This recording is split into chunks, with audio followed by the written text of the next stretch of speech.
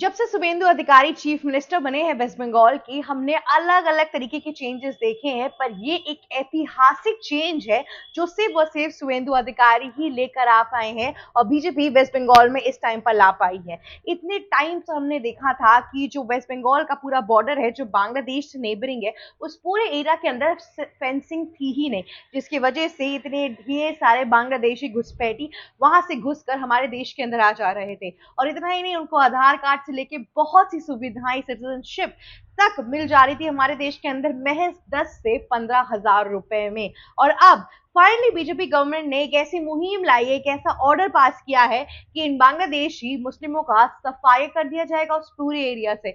इतना ही नहीं, वहां पर अब बीएसएफ जो नहीं जा पा रही थी, जिसको जमीन नहीं मिल पा रही थी ताकि वो फेंसिंग कर पाए, क्योंकि स्टेट गवर्नमेंट कभी भी नहीं दे रही थी। स्टेट गवर्नमेंट का बहुत टाइम से एक अड्डा बन चुका था, एक वोटर बैंक बन चुका था। कम्युनिस्ट पार्टी ने भी सेम चीज की, टीएमसी ने भी सेम चीज की, और अब जाके बीजेपी ने इसे रोका है। इन लोगों ने बांग्लादेशी मुस्लिमों को पनाह देकर फिर उनको अपने वोटर बैंक में ऐड करने की कोशिश की। इतने अज्ञात लोग हैं जिनका कोई नामो निशान नहीं है, जिसे हम एक सिंपल टर्म में इलीगल बोल सकते हैं आजकल की डेट में, जिनका ना आधार कार्ड ढंग से है, ना सिटीजनशिप का कुछ ढंग से है। बिना वीजा दिए, बिना कुछ किए ये लोग बस बॉर्डर के उस एरिया से आ जा रहे थे। आपको मैं बता दूं कि बांग्लादेश और जो वेस्ट बंगाल का जो पूरा बॉर्डर है, अगर आप देखेंगे तो आपको ऐसा लगेगा कि मतलब बस एक नॉर्मल सी एक एरिया, यहाँ से अगर सब्जी मैं बना रही हूँ तो रोटी बगल से आ जाएगी। इतना पास है, इतना लोग मिलजुल के उस एरिया में रहते हैं। पर उसी चक्कर में सबसे बड़ी इशू क्राइम रेट में बढ़ती जाती हुई चीजों की वजह से हो रही थी। जब भी कोई आतंकी इंडिया से बचना चाहता था, वो अगर उसको पीओके के साइड पे पनाह नहीं मिल पाती थी तो वो सीधा बांग्लादेश भाग जाता था, और बांग्लादेश से कोई बचना चाहता था तो सीधा इंडिया जाता था।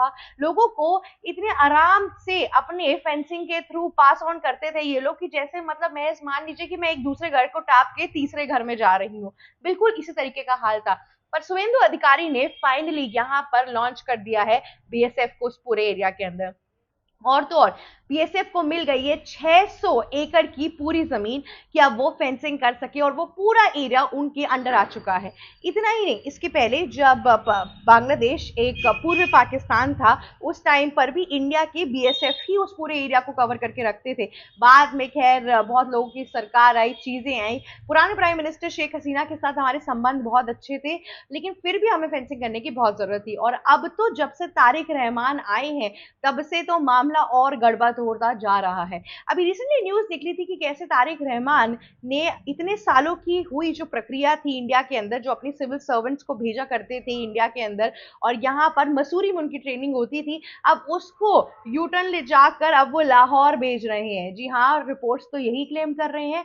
इतना ही नहीं, इस प्रथा को तोड़ने के बाद से कहीं ना कहीं तारिक रहमान ने, जो कि खलीदा जिया, जो बहुत बड़ी पार्टी है बीएनपी बांग्लादेश के अंदर, उसकी तरफ से प्रूफ कर दिया कि हमारा जो इंक्लाइनेशन है वो पाकिस्तान के साथ ज्यादा है। और ये बात तो सबको तय है, इंडिया और पाकिस्तान दो कट्टरवादी देश हो चुके हैं। या तो आप इंडिया के ही पूरे समर्थन में जाते हैं, या तो आप पाकिस्तान के ही पूरे समर्थन में जाते हैं।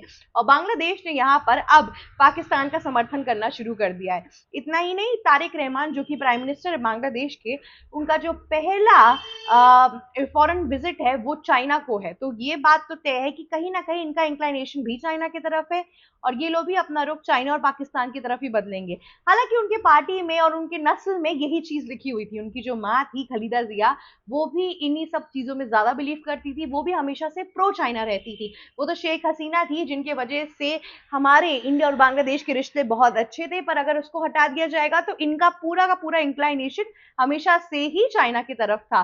तो ये कोई बहुत खुशखबरी की बात नहीं है हमारे लिए। देखिए, हमारे जो बॉर्डर पे लोग इस टाइम पे इकट्ठा हुए हैं, पाकिस्तान, चाइना, फिर आपका बांग्लादेश, के सब लोग प्रो चाइना होते जा रहे हैं। हमें इस चीज पे काफी हद तक फोकस करना पड़ेगा। मैं ये नहीं कह रही कि आतंकी हमले ही आने शुरू हो जाएंगे, पर हमारे लिए सुरक्षित जोन भी नहीं है, और इन सब चीजों को हम हल्के में भी नहीं ले सकते, ये बात भी तय हो चुकी है। इतना ही नहीं, मैं आपको आगे लेके जाना चाहती हूँ उसी एक चीज के अंदर, तो आपको ये भी समझ में आएगा कि अब अगर बीएसएफ उस पूरे एरिया के अंदर आएगी तो यहाँ पर लोगों को प्रॉफिट तो होगा ही होगा, पर साथ में शुवेंदु अधिकारी ने और भी बहुत कुछ इस टाइम पे वेस्ट बंगाल के अंदर लाया।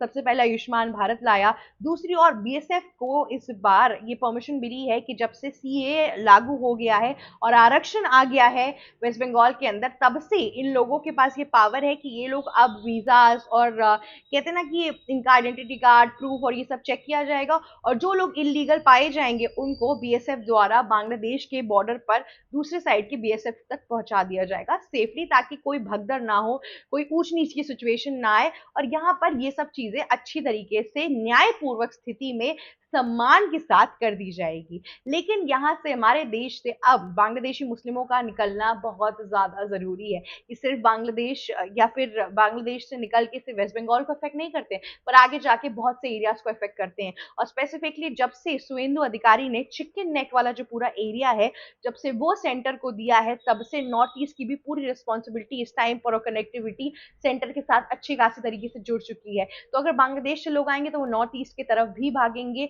उस पूरे एरिया को अगर हमने अच्छे से फेंस नहीं किया तो आगे जाके दिक्कतें और बढ़ेंगी। आपको याद होगा कि थोड़े टाइम पहले एक खबर आई थी दिल्ली ब्लास्ट के आसपास ही कि 6 आतंकी पकड़े गए, उन सब में से बाकी सब तो आईएसआई के ट्रेन थे, एक बांग्लादेशी आतंकी था। तो आप समझ रहे कि धीरे धीरे इन सब चीजों का आगमन शुरू हो रहा है, और तारिक रहमान के साथ जिस तरीके से हमारे संबंध बिल्कुल भी अच्छे नहीं हो रहे हैं, खराब भी बहुत नहीं है पर अच्छे भी नहीं हो रहे हैं। उन लोगों ने ऑलरेडी तीस्ता रिवर के ऊपर जो भी कॉन्फ्लिक्ट है उसके ऊपर बात करने के लिए बोल दिया है, और साथ ही साथ तारिक रहमान का कांग्रेचुलेशन आया था यहाँ पर जब शुवेंदु अधिकारी चीफ मिनिस्टर बने थे, उस चीज के ऊपर भी देखा गया था। लेकिन उसके अलावा इनका कोई भी ऐसा सच बातचीत या आगे हाथ बढ़ाना या कुछ भी ऐसा नहीं है। जब शेख हसीना थी तब तो बहुत अच्छी चीज थी, तब अगर इंडिया के अंदर टेरर अटैक्स होते थे या कुछ भी होता था और लोग भाग के अगर बांग्लादेश जाते थे, तो शेख हसीना के साथ मिलके यहाँ की रॉ एजेंट्स काम करते थे और बांग्लादेश के अंदर उन लोगों को पकड़ने में शेख हसीना की पूरी आर्मी हेल्प करती थी। पर अब ऐसा कुछ भी नहीं हो रहा है। अब चीजें ना चेंज होती जा रही है, और इस चीज का हमें अच्छे से ख्याल रखना होगा।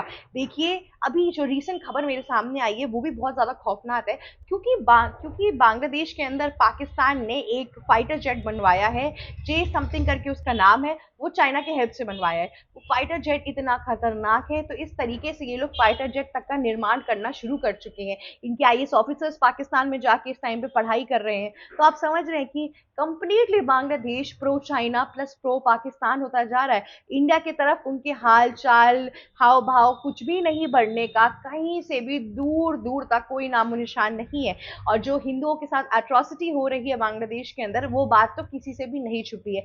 अभी कुछ टाइम पहले ही दीपू चंद्रदास का वो खौफनाक केस हुआ था, जिसको हम में से कोई भी नहीं भुला पाएगा। तो इसीलिए यहाँ पर इन सब चीजों को कोई भी नहीं भुला पा रहा है, लेकिन देखना बहुत ज्यादा जरूरी है कि क्या और कैसे होने वाली है चीजें।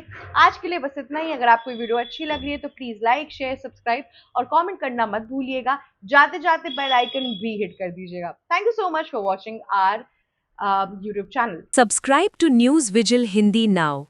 Stay tuned for the right analysis of every major world news.